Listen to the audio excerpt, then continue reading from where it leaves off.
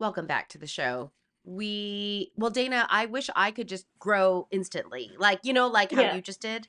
like Like you my shrunk my and then thing you went grew like my thing instantly. went like this, and then it went like this. For those of you who are not on the video, uh, Dana was doing something. And then I Just look moving the up and camera, like yeah. Dana's head is like, Just the top of my head was showing. I said, Dana, you shrunk. And then she went, oh, let me fix it. And she, whoop. And then I was like, oh, It's it's so empowering to be able to make myself larger if I want to, that's it. not so That's much it. to Just boom. shrink. Yeah. Yeah. Boom, down I go. Yeah. It's a good segue to our topic Is it? about victimization and Yeah.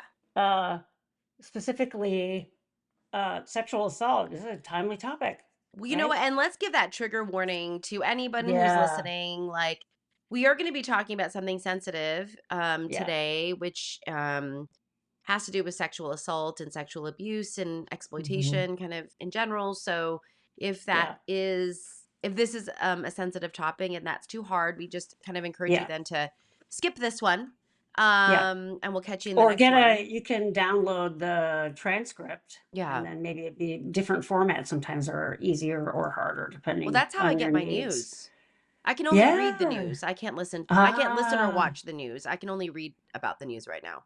because then it's like your voice in your head and not somebody else's. And you can Yeah, and handle that. Yeah. yeah, it's just not as I find myself only watching Nicole Wallace every day. uh-huh. There's something about her that I just feel safe with. And then other people, I just get irritated and I'm sort of like you. I just want to read it, but I'm just like, oh, she'll Yeah. take care of us. Yeah. Yeah, That I sort of just thing. read summaries once a week. And that's Yeah, about all I yeah, can handle. yeah. But back So to our that topic. So, said, yeah, mhm. do what you can. If it's gonna trigger you in a way that you can't deal with, Mhm. then maybe don't listen to the episode. Yeah, Yeah. Yeah, fair, skip fair this one. warning. Yeah. Yeah, I mean, so Dana and I were, talking off camera as we usually do, just catching up and, you know, talking about the high rate of Hmm. abuse that we see with our clients, but also that we just know about in this population. Dana, Yeah. you have the stats, the current stats on that. Yeah, this is sort of held for a while, it being that autistic women, especially, but autistics in general, are 2 to 3 times more likely to experience sexual assault at some point in their lifetime, and that's pretty significant. I saw recently that a study in France, actually, it was up to 90%. So 9 out of 10 women had experienced some form, and this is sexual assault, not like harassment and things like that, in terms of the degree to which someone's rights were violated, if you will. Not that harassment isn't horrible, but if you include that in there, it goes up to almost 100%. This idea of just in the general population that it's like 99.9% of women know somebody or themselves have been sexually assaulted. And then when you ask men, it drops down to like 4%. So clearly, either somebody isn't telling the other person, the other gender, if you will, or there's like just a culture of not talking about it, let's say. But those stats are pretty nasty. So if you've got 2 to 3 times as high or up to 90%, there's an article coming out in the 28th of May that I do have sort of on my sheet to get, and it's going to be a 2026 article about this as well, in terms of what are that article is going to go into maybe a little bit more depth about the reasons for this. So we have some thought reasons, right? I've sort of asked myself, I was sexually assaulted when I first went off to college, and that was a million years ago, right? 1982, for those of you listening who weren't born yet, right? um, this I was thinking about this morning. This was before, these were sort of watershed moments a little bit for me and Gwen in terms of more our age cohort. Yeah. I remember the Jodie Foster movie, The Accused. It was also around the time, a little bit later in the 80s, that Fatal Attraction came out and scared the hell out of all the men, right? Yeah, and the what's the one with the two women that end up driving their car off a cliff? Oh, Oh, Thelma and Thelma and Louise. Louise, right? Yeah. So you can look at those sort of things in the media and get a sense of what's going on in the culture at the time. And that really was when that happened to me, you didn't, it was all on you, right? And this is the proverbial, what were you wearing? What'd you do? And I went, I had never drank in high school, had never done any drugs in high school. My oldest sister got into so much trouble with all that, scared the crap out of me. I didn't want to have anything to do with it. So I went with my friend to like a frat party, and I didn't know that the punch had something called Everclear in it, which is like almost grain alcohol. And I was dancing with some guy, took him back to his apartment. The rest is history. Oh, It geez. never occurred to me to tell anybody. At the time, for me, it was all about, well, God, am I stupid? See, here's the proof that I shouldn't do what my older sister's done because bad things happen. Now, after the fact, it was about a month after that I ended up dropping out of college. And I hated it Mm. there for a bevy of reasons, but it's only really been recently that I really realized, well, geez, man, that may have had something to do with my dropping out, right? Yeah. So there's two humans before today that know about this in terms of the details. One was my therapist. I never told my ex-husband the whole time I was with him that had happened. I've told my wife now, but it's so much more important now in the time of Me Too to talk about it in general with women. And then if we talk about the reasons this happens in a neurodivergent population, I've read a bit about sort of the intersection with disability. Certainly, there disabled folks, autism or other, are much more likely to be perpetrated upon than people who aren't. That's just a Yeah. known. That's been known for a long time. Elder abuse, that kind of stuff. But that the culture really is changing. The sea change in the last 5 years or so with Me Too has been from, why is all the responsibility on the victim? And this movie, I don't suggest you watch the movie The Accused. It is a groundbreaking movie, but it is so hard to watch. So, Mm-hmm. and it's all, she actually does go to the police, she reports it. And I think there's a trial in there. It's all about, she was wearing a mini skirt and she was talking to them and she was being jovial. And I remember seeing that movie in the 80s and thinking, yeah, see, this is why you keep your mouth shut, why you don't say anything, and why then you make sure this never happens to you again.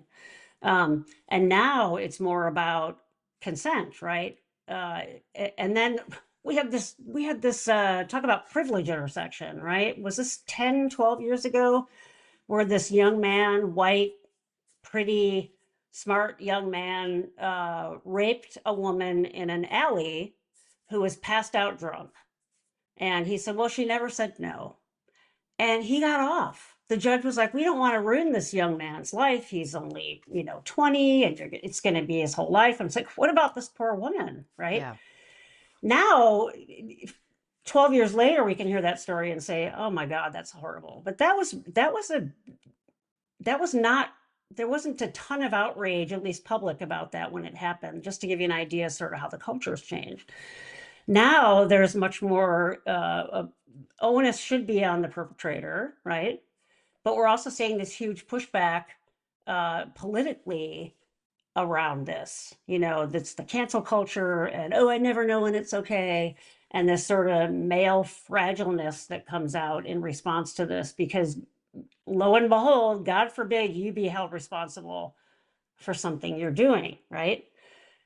I can't remember if you and I talked about this. My wife and I have talked about it. There is a I'm not trying to give this merit, but there's some website now that you can go on that 60 million hits a day, that people can go on there and it'll give you ways to rape a woman and not get caught. Oh, what? Yeah. So that's a global website. I bring that up just because it's important to know mindsets that are out there that are looking for this stuff. So that sense of, oh, I'm poor me, now I can't do this. And if I touch somebody, they're going to say I'm raping them, which is ridiculous. But that sense of the sea change we're sort of in the midst of and what we're still pushing up against, right? Yeah. I've seen a lot written about like naivete in autistics. I was also thinking about that this morning. That's not really the right word to me. And it's not like over trusting naivete. For me, in my mind, going into what happened to me in college was, and this was before I had any idea I was autistic, right? But this sense of, this wouldn't make sense for someone to do this. It Yeah. doesn't make sense for someone to take advantage of another person. You know, this that autistic trait of assuming the best in people until you show me otherwise. Then you're locked out for life. Like if you do, right? There's no reentry. But that sense of, why would someone do this? So calling it naivete, I think, is not being aware of anything there, or just straightforward ignorance. Like, I don't know it exists. To me, it was so perplexing that someone would take advantage of a situation like that. Like, why would they even do that? Yeah. So that's certainly an autistic trait. And then that shaming on what did I do wrong, and revisiting it. Should I, shitting all over myself, right? That Hmm. sense of, why would I do that? I can tell you I didn't drink again for 20 years I after bet. that at I bet. all. But that sense of, and interestingly, more recently, this was a few years ago with all the Me Too stuff. I remembered his name. I remember what he looked like. I went on this excavation to look for him on the internet. Couldn't find him. Finally found the college that I was at had like a yearbook every year. Found all the dudes named Frank, because I remembered Frank. Found the picture. Then I could find the last name. Then I put the last first and last name into the search engine, and it pops up an obituary. And I'm like, well, that can't be him. And I see a picture just on the search with the obituary, like an older guy around my age. I do remember him being 3 years ahead of me, um, looking 50 something, right? So I click on the obituary, and it's a different picture, and it's clearly from him when he was a kid, when he was 18 or whatever it was. And I'm like, oh my God, that's him. I mean, you don't forget that. So he's dead. So part of me was like, great, fucker. Oh, mark it. Sorry. If I'm going to lose it on any episode, it should Yeah, be I this know, episode, joke. Yeah, right? 100%. So he's dead already. He died when he was only 55 and has a wife and family. And there's a part of me that wants to like contact her, but I don't want to ruin someone else's life or something. I mean, it just isn't worth it. But to me, it was sort of this feeling of closure, right? I've gone over and over and over in my head about, he was also living in a culture of that. I'm not forgiving him, but the context is important. So, in terms of, I have so many students that are neurodivergent too, who have given me hints or just have outright told me that they were assaulted in various ways too, right? And it is this. There's been a lot of research done on predation and what predators look for, right? And there's been a lot of research, and they'll look at sort of body language, like women walking to their cars is sort of the seminal piece of that. And then they'll look at things like, does she have a ponytail? Because if she does, he can grab her by the ponytail, right? If it's sort of a stranger out in the wild, if you will. But they'll talk about, oh, I can tell when a woman will be weak by the way they're walking, by the way they carry themselves. There's a vulnerability that perpetrators sort of pick up on, and they just sort of know, right? Versus someone who says, oh, that person's probably going to fight back. And that's a little different than someone you've met at a party or along those lines. But that sense of, there's something going on with autism where I think that's being picked up on, and or to just come right out and say no. This sense of, am I putting myself in danger, or are they going to be mad at me, or the proverbial, I don't know how to read this social situation, so I'm assuming this is what you do. I mean, I think that's really the biggest one. And when that intersects with you being younger, 18 in my case, there was, first off, at school, I don't know the zeitgeist of this, and what do people do, and what's okay, what isn't okay, and those kinds of things. Why it's so much more important now that young women are growing up with the age of consent and those things, so they know they have a social norm to compare that to, right? I think it's Yeah. different today for sure. I mean, I Yes. just Yes. observe my own daughter and in the midst of today and how empowered she is with understanding what her Yeah. rights are and what consent is. And that's, I there is a Exactly. generational piece to this for sure. I also Huge. Yeah. see a lot of the vulnerabilities, like you had mentioned some, right? We've got like very Hmm. principled Hmm. kind of thinking. Well, you don't Yep. do that. So, like, right? Yeah. The So why would I be social, on guard for that? why Yeah. would I be on guard for Yeah. that? The social questioning of yourself, well, what's Hmm. socially appropriate? I don't really know. Maybe this is what it is. I know, Yeah. the other things that I see as other vulnerabilities would be also like cognitive impairments, where I see Yes. that, that population can be, um, they're vulnerable, and they're Oh a yeah. lot of Yeah. them people please, and they're so innocent and lovely Hmm. that, Hmm. they don't know, Yeah. expressive language kinds of issues, Yeah, I was gonna say, like, right? not knowing what to say in the moment and, Not knowing what that to delayed say. processing, especially if you're under duress, which you Yeah. would be in that situation. Yeah. Yep. I mean, Yeah. how many people do we support are freezers? Under stress. They freeze. Oh, yeah, They yeah, that yeah, fawn, yeah, yeah. I've right? assessed and worked with so many autistic women who say they've been assaulted, and, Yep. I sort of have a tendency to believe that article that says 90% plus, because that's been my experience, but yeah, yeah, absolutely. The Like, thing just that I s freeze, I'll get over it, won't tell anybody. If I don't tell anybody and talk about it and think about it, it means it didn't happen. Yeah, yeah.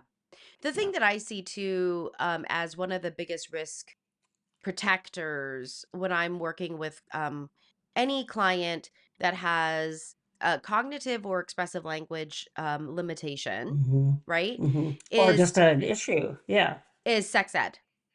Is really, really Yeah, getting into a developmentally appropriate sex ed class, yeah, or workshop or something to give language and framework and structure for what's right, what's yeah, wrong, what are yeah, things called. I mean, the stories yeah. that I have, when you don't have words for things, Mhm, mhm. you Yeah. can get How are you gonna deal manipulated. with that? Yeah, yeah, yeah. So, And then it sort of mhm, becomes this political issue, right? Where when you talk about sex ed in school, and schools taking that out or not including it, or yeah, to me, this is a basic human right. It really shouldn't be a political issue, but it is. yeah, We're not debating whether murder is really murder, right? If you kill someone yeah, and they die, that's not a political issue. So why has this become a political issue, let alone these other intersections that you're talking about? And someone who has that vulnerability, and for lots of reasons why you can understand why that happens, and that's trauma work after the fact, right? For me in my hmm own therapy was to get to a place where I didn't feel shamed anymore, like it was my fault, right? And I think that uh, for autistic folks too, when something bad happens, there's that fawning or freezing can be, right?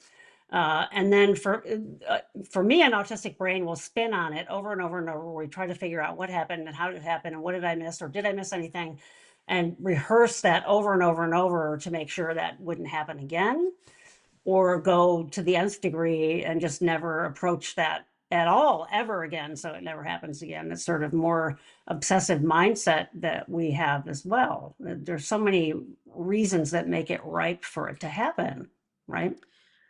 yeah. I mean, I think the necessary thing here is to develop a way of thinking Yeah, about your personal boundaries.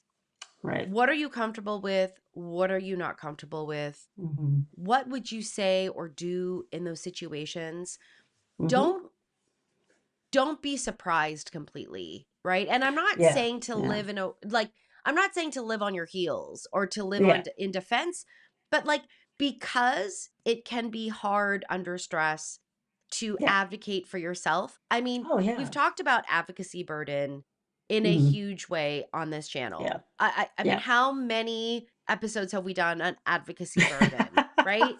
Right, right, right. And that, like, my clients tend not to like to be around people where they have to advocate for themselves all the time. Yeah, yeah, yeah. You know? The good So thing when they is this are, day and age, though, you're going to have other people watching out for you too. Like I was there with my best friend, and she probably now would have never let us leave the party. yeah, And I would have then known probably shouldn't leave the party. This like so yeah, there is that zeitgeist change, but also even short of advocacy, full out advocacy, being aware of what it is. You can't know it's yeah, a thing unless you talk about it unless you, like you said, know the aspects of it, know the parts of it, so that it's not a surprise and you don't freeze when it happens, if it happens. if it Yeah. happens. The Yeah. other Yeah. piece too is if you're listening to this episode and you're like, wait a minute, Mm, maybe I've really been thinking about this, or this has been in the back of my mind, I'd hmm. encourage you to get some support with processing that Yeah. piece of information. Absolutely. Um, Yeah. it's Yeah. there, it's tapping you on the shoulder for a reason. Hmm. Hmm. You know, go talk about it with Yeah. somebody like a professional person, Yeah. clearly, Yeah. Yeah. you Yeah. know. Yeah. Absolutely. But stop questioning yourself and stop denying and just Hmm. saying like you're overreacting or you don't know or you whatever that Yeah. is. If that's like happening for you, I just encourage you to just get some help for that particular Yeah. thing and get some support for that. Because it's a huge, I always think of the visual of, is it, I always pronounce it wrong, the guy that pushes the rock uphill, Syphilis, Atlas? what is it? Not Atlas, the guy that's trying to push it uphill and then it keeps coming down. Oh, Sort of oh, this futile task. It's like Syphilis or Cissus or something. It's so a you Latin guy's name. yeah, but if you're listening, I'm sure someone in our audience Yeah, can knows. you Yeah, just like put it please in the correct me. Yeah. put it in the comments. But when I think of therapy and I think about things like this, I don't see it as one big rock like that sort of fable has. I see it as like you have a wheelbarrow and it's one of those damn wheelbarrows that has one wheel in the front. For God's Mhm. sakes, get yourself a wheelbarrow that has two wheels in the front, first of all, so you're not having to worry about it pivoting. So the visual is very important here. Um, and you have a bunch of stuff in the wheelbarrow, right? Yeah. And if you are living your life where you're having to constantly struggle with that wheelbarrow going up that hill, something like finding a therapist to process through something like this is one hell of a big load out of the wheelbarrow, right? So that you can come on a podcast and share your experience and talk about it without getting totally activated, that kind of Yeah. thing. And it will stir some things, but it's okay. So know the things that are in your wheelbarrow and ask for help for ones that feel way too scary to take them out yourself, right? Yeah. You don't have to keep doing that. Yep, Yep. for sure. For sure. Mm-hmm. Honor yourself. Honor what you Mm-hmm. need. Yeah. Um,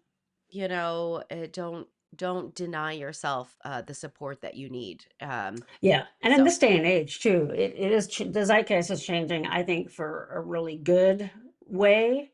The fight back is a not an admirable, a very powerful foe. You think about even something like the Epstein's files of why they're not being released. There's a lot of people with a lot of power that will give you the message that you're wrong and just don't, find fellowship, find other women, find allies, and find a therapist. It's good to have that. Yeah. absolutely. All right. Hmm. On that note, everyone, be good to you, be good to others, and we'll catch you in the next episode. Bye.